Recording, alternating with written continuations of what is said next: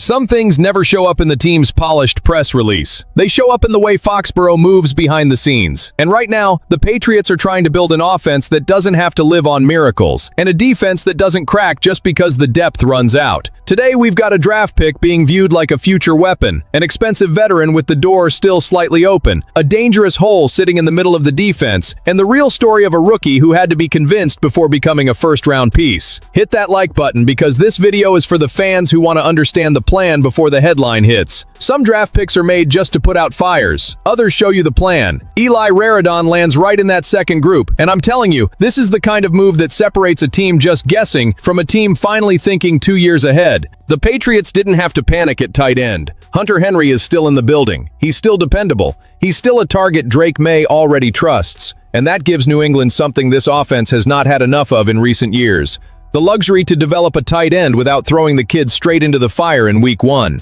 But don't mistake patience for a lack of ambition. Taylor Kyles went right at it on CLNS when he said that by year 3 or 4, he could see Raridon becoming a Pro Bowl quality player, maybe even knocking on the door of All-Pro. That is not casual praise. That is not one of those empty post-draft compliments every prospect gets just to make the fan base feel good in May. His logic is bold. If you're a downfield threat playing with Drake Maye, the production can come. And then the whole thing almost turns into a challenge. What part of Raridon's game really makes you doubt that ceiling? That is where this pick starts to get even more interesting. Raridon came out of Notre Dame with 32 catches for 482 yards last season, but the raw number doesn't tell the full story. The Patriots seem to see more opportunity than finished production. An athletic tight end, with the 10th best athleticism score at the position at the Combine, walking into a room where he can learn from Henry before taking on a bigger role. That feels like a smart move behind the scenes. This isn't just grabbing a big body and hoping. This is taking a profile that can attack the middle of the field, stretch a defense, stress safeties, and become the kind of target that helps a young quarterback breathe when the play breaks down. And the connection to Caleb Lomu, even though it's on the other side of the build, matters too. The Patriots used premium draft capital on players who may not be instant headlines, but could become pillars when the veterans move on.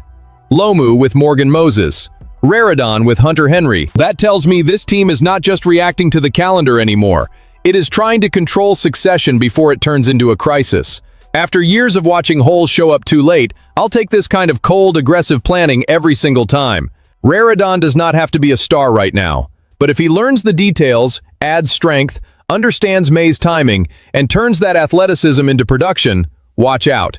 Because then the Patriots didn't just draft a third-round backup, they found a weapon being prepared quietly. The Stefon Diggs situation is one of those things that sounds simple when people talk about it from far away, but it gets a lot sharper when you look at the locker room, the cap sheet, and the market clock. On Tuesday, he put a heavy off-field chapter behind him after being found not guilty of the charges tied to the case with his private chef. And of course, when that happens, Patriots fans look at New England and think, wait a second, if the legal issue is out of the way, is there a chance for another conversation? But Foxborough does not run on nostalgia. Diggs led the Patriots in 2025 with 85 catches, 1,013 yards, and 4 touchdowns. That is not a small detail. That is grown man production in an offense that often needed exactly that. Somebody who could win a route, secure the ball, and give Drake Maye an answer when the play got tight. I'm not rewriting history to make what he did feel smaller. Diggs delivered. He had presence. He had weight. There were Sundays when he looked like the only receiver in the room with real number 1 authority. But the bill was real too. A 32-year-old receiver with a $26.5 million cap hit, the second highest on the roster for 2026, puts the front office in a room with no comfortable chair. Something had to give. And when the Patriots released him at the start of the new league year, the financial message was brutal. We respect the player, but not that contract right now. That is the kind of decision that hurts fans.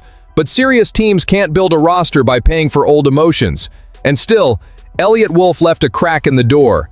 When asked on Up and Adams, he said he doesn't like to rule anything out, because injuries, scheme changes, or other scenarios can always come up.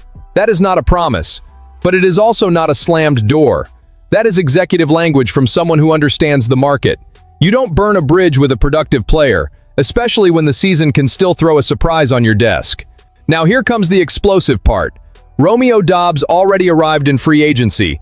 Kyle Williams has Diggs' old number 8 jersey and is viewed highly inside the building.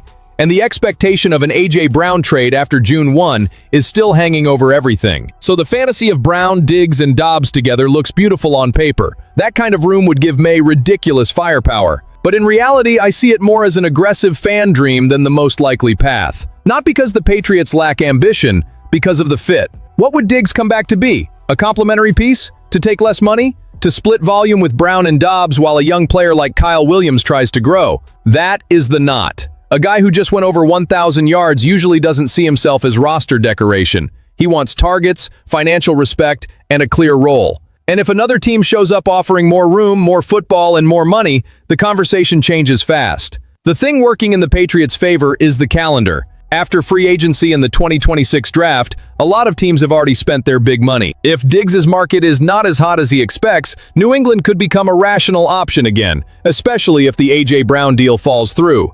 Then yes, a return with Dobbs would make sense as a strong response plan. But if Brown comes in, I would not force this drama just because of the name. My read is cold on the outside and all Patriots on the inside. The Patriots should answer the call, but they cannot beg for the reunion. Can Diggs help? Yes, he already proved that. But Maye needs an offense built for the future, not a receiver room where every target turns into a status negotiation. If the price drops, if the role is understood, and if the locker room buys in, I'm listening. If it turns into an ego battle, Foxborough keeps moving. Now, while everybody is hypnotized by the offense, there is one area of this defense asking for attention without screaming: linebacker. And this is exactly the kind of detail that separates a good-looking offseason on paper from a roster that can actually take hits in December. The Patriots did a lot right. They reinforced the offensive line, moved around the receiver room, brought in Draymond Jones, added Kevin Byard, came out of the draft with 9 picks, and still have that huge A.J. Brown shadow hanging over the building. Fine. But ambitious teams can't only look at the shiny front window. They have to check the stock room too.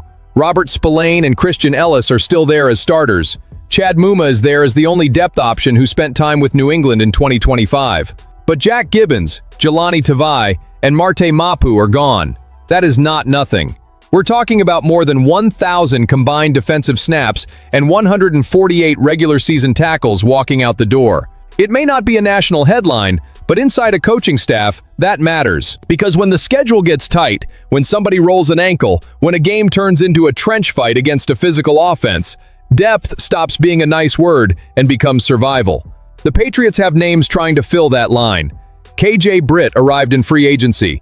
Nnamdi Obiazor came in the 6th round after a strong season at TCU, with 88 tackles, 2 interceptions, and 4 games with more than 10 tackles. Khalil Jacobs arrived as an undrafted free agent from Missouri. Amari Gaynor and Otis Reese are still on the radar after spending time on the practice squad. There is youth, there is upside, there is material to work with. But let's talk like grown fans. Possibility does not make a tackle in the 3rd quarter if the player is not ready yet. And that's where Kenneth Murray becomes a name you cannot ignore. Alian Muhammad of Nesson raised the idea, and I get it completely. Murray was a first-round pick by the Chargers in 2020 in a trade that was made with the Patriots. He turns 29 in November, and he has 497 tackles, 9.5 sacks, and 3 interceptions across stops with the Chargers, Titans, and Cowboys.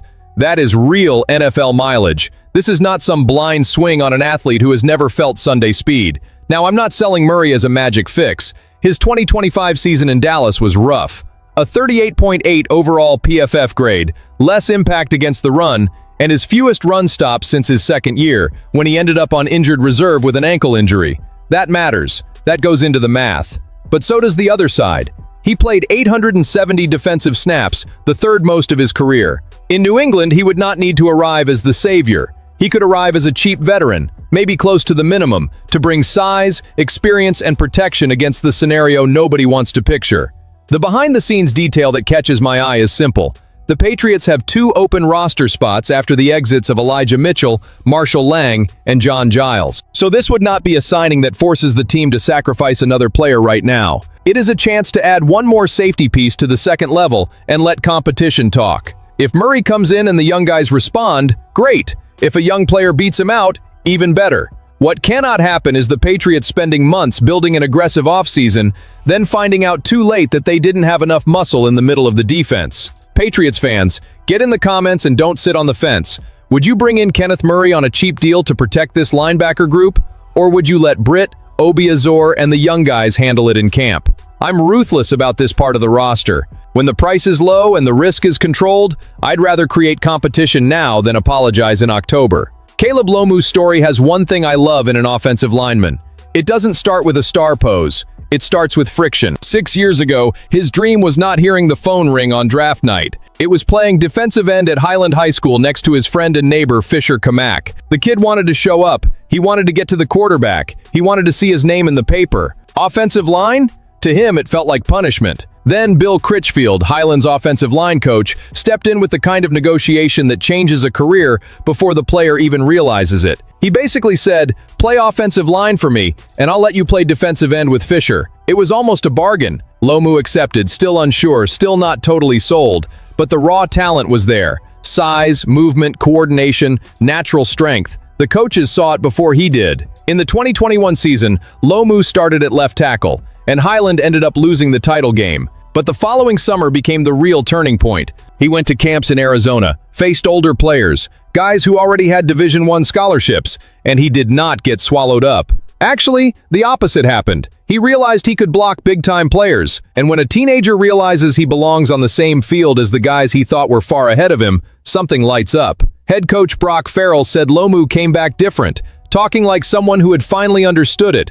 If he could block that kind of player while still so young, maybe he could really take this seriously. And that's when he changed the pace. More intensity, more leadership, more attention to detail. He even helped younger players learn how to do things the right way. That is the detail that grabs me for the Patriots. New England is not just getting a first-round tackle. It is getting a player who had to be pushed into the position, discovered his own ceiling, and then pulled others with him. That fits Vrabel. That fits heavy competition. That fits a franchise that needs people who grow when comfort disappears. At the end of the day, these four stories show the same thing from different angles. The Patriots are trying to win in the details before they win on the scoreboard. Raridon is the future being prepared quietly. Diggs is temptation, math, and financial pride all sitting at the same table. Linebacker is the kind of warning serious teams handle before it becomes an open wound. And Lomu is the kind of personality Vrabel can turn into a symbol of competition. I want this version of the Patriots. Aggressive, uncomfortable, hungry for every small edge. If you want to follow every move behind this rebuild, subscribe to the channel, because New England is starting to act like a big franchise again.